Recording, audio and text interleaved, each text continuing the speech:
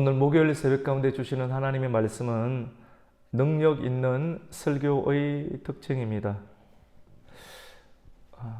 우리는 설교 말씀을 자주 그리고 많이 듣습니다. 능력 있는 설교가 있고 능력이 없는 설교가 있습니다. 능력 있는 설교는 무엇입니까? 권능이 있는 설교죠. 비슷한 말이기도 한데요. 사도행전 말씀 가운데 보면 너희가 권능을 받고 예루살렘과 또 온 유대와 사마리아와 땅끝까지 내 증인이 되게 하리라. 설교는 권능이 임하는 설교, 성령이 임하는 설교는 결국은 사람으로 하여금 증인이 되게 하는 설교라고 볼 수 있습니다. 이것이 가장 맞습니다.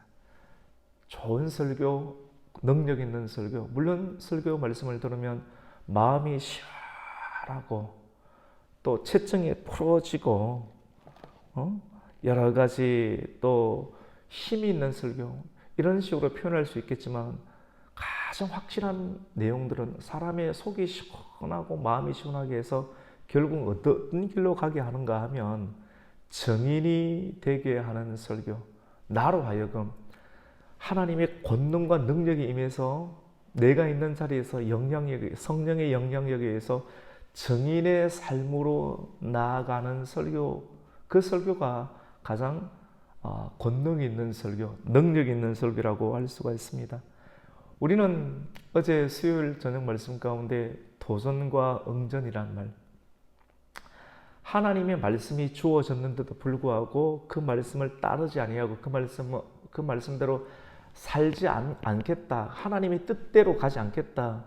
하나님께서는 그 느부갓네살에게 꿈을 주시고 또 다니엘의 꿈의 해석을 통해서 머리는 큰 신상을 보여주는데 머리는 금, 배는 그 가슴은 은, 그리고 허벅지, 다리는 철, 동철, 이렇게 금, 은, 동, 철로 된 큰 신상을 보여주면서 너의 나라는 난 이렇게 금으로, 그 다음 나라는 은으로, 그 다음 나라는 또 그 다음 나라는 이렇게 하나님께서 경계와 한계를 정해 주었는데 이 말씀을 듣고 은혜를 받고 아멘 했지만도 1년이 지나지 않아서 이 말씀대로 못 살겠다, 나는 전체를 금으로 만들어서 내 나라를 영원토록 가겠다라고 하는 도전이 있었습니다. 도전, 하나님의 역사에 대한 도전.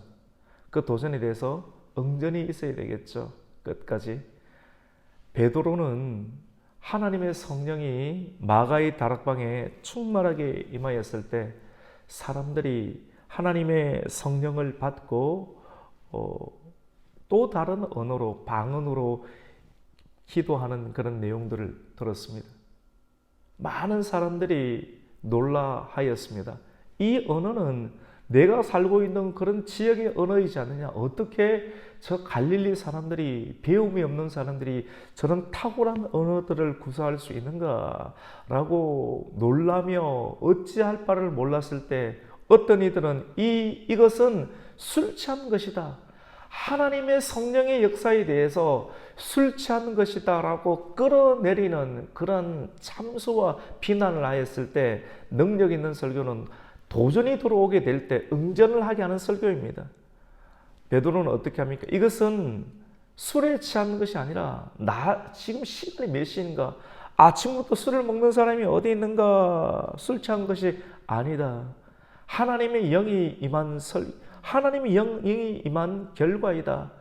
이것은 하루아침에 된 것이 아니라 요엘의 선지자를 통해서 예언하신 하나님의 뜻이 지금 기도하고 있는 이 자리 가운데 임한 하나님의 결과다라고 능력 있는 하나님의 역사를 정언하게 되었습니다. 그러면서 주의 이름을 부르는 자만이 구원을 받는다라고 하는 말씀을 사도행전 2장 21절 말씀 가운데 하였습니다. 오늘은 22절부터 36절까지 말씀을 통해서 그러면 구원은 무엇인가? 우리 21절이 그렇게 나와 있죠. 누구든지 주의 이름을 부르는 자는 구원을 받으리라. 여러분, 결국은 능력 있는 설교는 구원에 관해서 이야기하는 설교인데 구원은 무엇인가? 구원은 하나님의 전능하신 손길이 건지는 것입니다. 하나님께서 우리를 죄와 사망의 자리에서 우리를 건져서 의인의 자리로 만드신 줄로 믿습니다. 영을 건지시는 하나님께서 우리의 삶 가운데 나타나는 다양한 인생의 절박한 상황에서 우리를 건지지 않으시겠습니까? 능력 있는 설교는 전능하신 하나님께서 예수 그리스도를 통해서 이 세상을 건지시는 일을 전하는 것입니다. 능력 있는 설교는 무엇인가? 우리 같이 해봅시다. 하나님의 행하심을 전하는 것입니다. 이것은 베드로 사도만 이야기 전하는 것이 아니고요. 그리고 오늘날 목회자만 전하는 것이 아니라 여러분들도 그 일들을 전해야 되는 것입니다. 성도는, 하나님의 은혜를 받은 자는 하나님이 예수 그리스도를 통해서 행하신 일을 전하는 것, 그것이 능력 있는 복음의 사역이다라고 말할 수 있습니다. 우리 그 말씀을 한번 보겠습니다. 22절을 한번 읽겠습니다. 시작. 이스라엘 사람들아, 이 말을 들으라. 너희도 아는 바와 같이 하나님께서 나사렛 예수로 큰 권능과 기사와 표적을 너희 가운데서 베푸사 너희 앞에서 그를 정언하셨느니라. 그렇죠, 맞죠? 나사렛 예수로, 하나님께서 나사렛 예수로 큰 권능과 기사와 표적을 너희 가운데 베푸사 너희 앞에서 그를 정언하셨느니라 라고 말씀하고 있습니다. 우리 예수님께서 십자가에 죽으시고 또 못 박히실 때 충격이죠. 능력도 행하고 표적도 행했던, 그리고 그 말씀이 좋았는데, 근데 그분이 처참하게 아무런 저항도 하지 못하고 십자가에 못 박혀서 죽으셨을 때 이것이 마귀 사탄과 싸워서 이기는 길이라고 누가 생각을 할 수 있겠습니까? 뺨을 맞고 침뱉음을 당하면서도 끝까지 또 못 박힐 때도 저항하지 아니하고 가만히 순종하는 것, 이것이 마귀를 이기는 것이다. 또 이것을 통해서 마귀에게 빼앗겼던 하나님의 마귀의 종로로 가던 자들을 구원해내는 유일한 길이다라고 하는 것을 설명을 하지만 이 설명을 누가 믿겠느냐라고 하는 것입니다. 근데 이 일들을 했습니다. 우리 예수님께서 십자가에 못 박혀 죽는 그 순간은 그것을 바라보는 수많은 사람들 가운데 이것은 절망입니다. 내가 믿는 이가 죽었으니까 절망적인 상황입니다. 여러분, 눈에 보이는 것, 예수님이 죽으셨구나, 우리 예루살렘에 있으면 똑같이 되겠다, 다 도망가는 겁니다. 절망적 상황 가운데 다 설물처럼 빠져나가는 것입니다.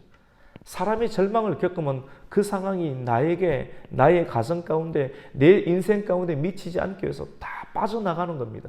설물처럼 빠져나가는 것입니다. 여러분, 그때 절망하지 말아야 됩니다. 우리는 최근 계속해서 눈에 보이는 대로 판단하지 말고 절망하지 마라. 눈에 보이지 않는 하나님의 은밀한 일이 훨씬 더 크다.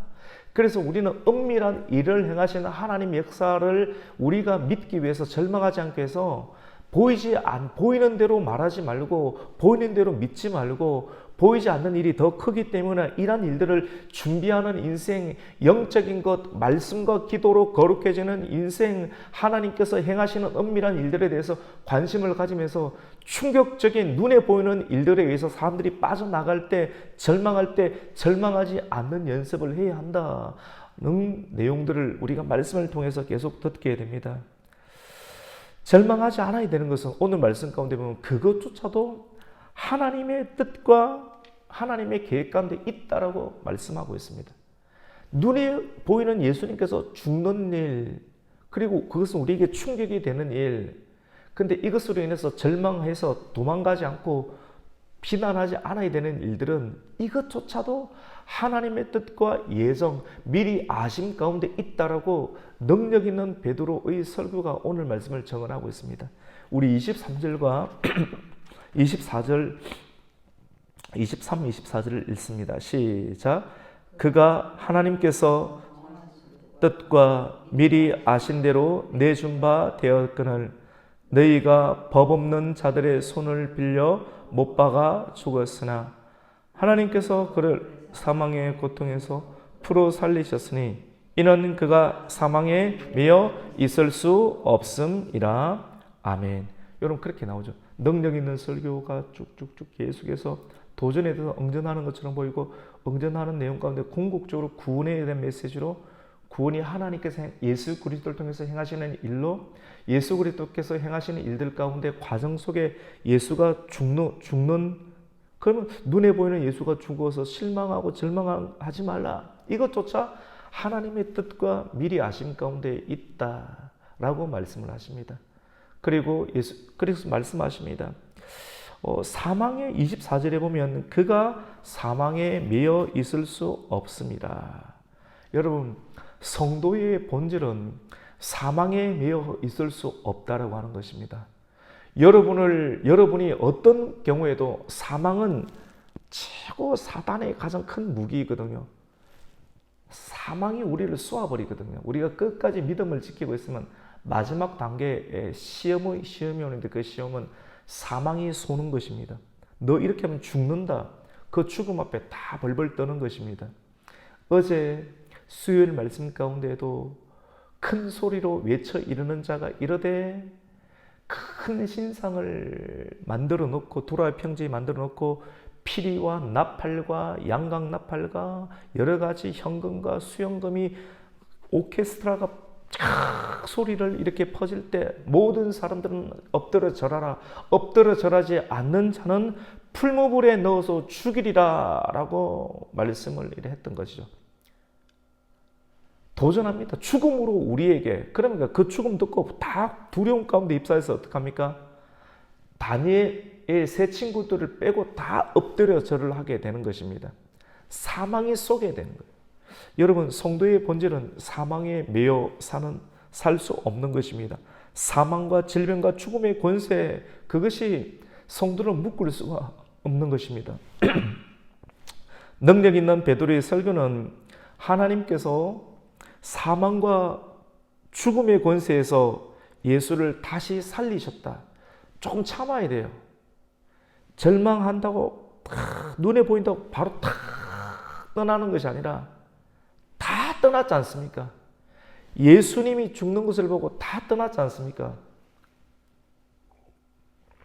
머물러 있어야 되는데 근데 사망과 죽음의 권세에서 예수를 다시 살리셨다고 말합니다.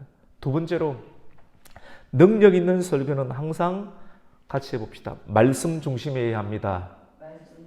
말씀 없이 다른 것으로 계속 자기의 뜻으로 성경을 해석하고 세상을 해석하면 온전한 인생을 살아갈 수가 없습니다. 오늘 성령의 능력을 받았던 베드로의 설교는 하나님의 일을 증언하였고요. 그리고 두 번째로는 항상 하나님의 일은 말씀을 중심으로 증언을 하게 됩니다. 오늘 베드로는 하나님이 예수님을 사망에서 풀어내신 일의 근거를 할 때 시편 16편 8절에서 12절 말씀을 인용을 해서 이 현상을 구약의 말씀을 인용해서 말씀으로 현재 일어나는 성령의 역사를 증언하게 합니다.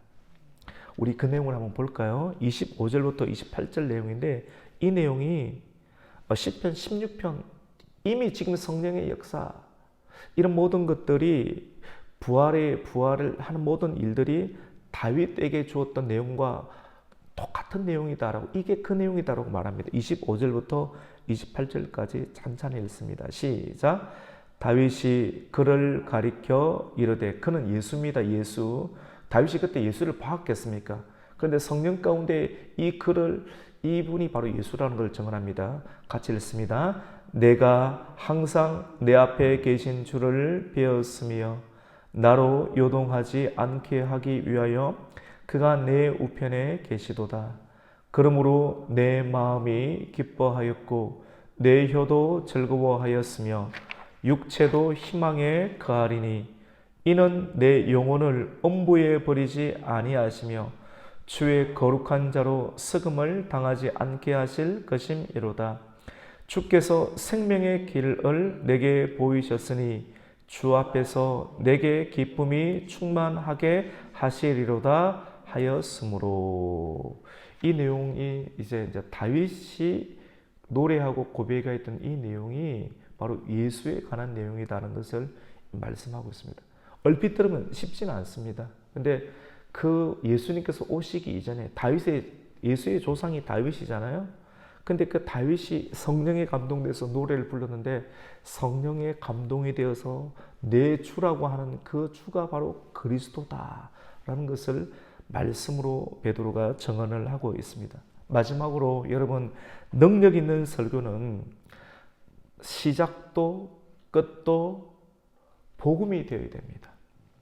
복음의 핵심은 십자가와 부활이라고 할 수가 있습니다. 복음은 예수님께서 이 땅 가운데 오셔서 한 일, 예수께서 이 땅 가운데 하신 일들을 우리가 믿고 또 그 일에 우리의 참여를 하게 합니다. 복음의 설교를 듣게 되면 단순하게 내가 머리가 아픈데 머리가 시원해서 내가 편안해서 내 중심이 아니고요. 주님께서 우리의 속박과 눈에 보이지 않는 영적인 것을 풀어주심으로 말미암아 우리가 편안해지고 시원해지는 것입니다. 그럼 시원해진 것으로 머물러 있게 하는 것이 아니라 복음의 능력의 설교가 말씀이 들어오면 시원해진 것으로 만족하는 것이 아니라 이 시원함이 하나님의 은혜로 된 것이니 증인이 되는 일. 증인은 하나님 예수님께서 가신 그 길, 예수님께서 십자가의 길, 예수님께서 십자가 이유 가운데 부활하고 성천하시고 올라가신 그 일, 그 능력의 자리 가운데 참여하게 하는 일을 하게 하는 것입니다. 여러분, 말씀을 맺겠습니다. 예수를 믿는다라고 하는 것은 죄인인 옛사람이, 우리가 옛사람이 있지 않습니까? 이 옛사람이 십자가에서 죽고 그리고 예수와 함께 의인으로 다시 태어나는 것을 의미합니다. 그래서 능력 있는 복음의 설교를 통해서 구원을 선포할 뿐만 아니라 우리가 구원을 받았다라고 하면, 구원받았다는 믿음이 있고 그 믿음이 있다면 복음에 합당한 삶, 경건한 삶을 추구하고 살아야 한다라고 말씀을 하고 있습니다. 우리 마지막 35절과 36절을 한번 읽겠습니다. 시작. 내가 너의 원수로 너의 발등상이 되게 하기까지 너는 내 우편에 앉아 있으라 하셨도다 하였으니 그런즉 이스라엘 온 집은 확실히 알지니 너희가 십자가에 못 박은 이 예수를 하나님이 주와 그리스도가 되게 하셨느니라 하니라. 아멘. 여러분, 오늘 그 내용을 좀 풀어서 설명을 드렸는데 그냥 읽으면 참 잘 어려운 내용이기도 합니다. 한번 듣고 이렇게 두 번 듣고 한번 하시면서 이해를 하시고, 여러분 마음 가운데 상처가 있습니까? 예수님을 믿으며 나아가는 과정 가운데 이해되지 않는 일이 있습니다. 분명하게 있습니다. 예수님을 믿으면서 잘 믿으면서 나아가는 과정 가운데 우리의 연약함도 있고요. 또 연약함이 있지만은도 연약함이 없는 그 상황 가운데도 두 개 같이 있을 수 있는데 이해되지 아니하는 그런 상황들을 만나게 될 때 오늘 말씀 보세요. 마지막 36절. 그런즉 이스라엘 온 집은 확실히 알아라. 너희가 십자가에 못 박은 이 예수를 하나님이 주와 그리스도가 되게 하셨느니라. 하나님 가장 높이시거든요. 여러분, 어렵고 또 이해되지 아니하는 상황들로 인해서 절망하지 마시고 결국은 믿는 자가 승리하게 됩니다. 예수를 하나님이 마지막 단계 가장 높이셨어요. 가장 높이셨어요. 능력 있는 설교를 통해서 우리는 구원을 받고 또 구원받은 우리의 인생은 주님께서 올라가신 자리까지 삶을 살아내는 것입니다. 끝까지 그 길을 놓지 않으려고 끝까지 그 삶을 따라가는 것. 여러분에게 어려움이 있더라도 어려움 때문에 낙심하거나 절망하지 말고 오늘 이 말씀 끝까지 예수님을 십자가의 자리에서 또 부활의 자리로 하나님의 우편의 자리에 올리셨고 예수를 믿는 우리도 그 자리 가운데 올라갈 수 있다는 믿음을 가지시고 오늘도 말씀으로 견디고 인내하면서 하루를 살아낼 수 있는 능력 있는 성도가 되시기를 예수님의 이름으로 축복합니다. 아멘. 하나님 아버지 감사를 드립니다. 오늘 목요일 새벽도 우리를 깨워주시고 오순절 성령의 강림, 이웃 가운데 베드로의 능력 있는 설교를 통해서 우리가 다시 한 번 더 오늘 하루를 살고자 합니다. 오늘 주신 하나님 말씀, 하나님의 일을 우리가 하게 해주시고 예수께서 하신 일, 그 일을 우리가 함께 또 살아가게 해주시고 그 일 가운데 참여하는 인생 되게 하여 주시옵소서. 아버지 하나님, 절망과 여러 가지 어려움 가운데 짓눌려 있지 않게 해주시고 주님 예수의 이름으로 다시 일어설 수 있는 하나님의 백성들 되게 하여 주시옵소서. 예수님의 이름으로 기도드립니다. 아멘.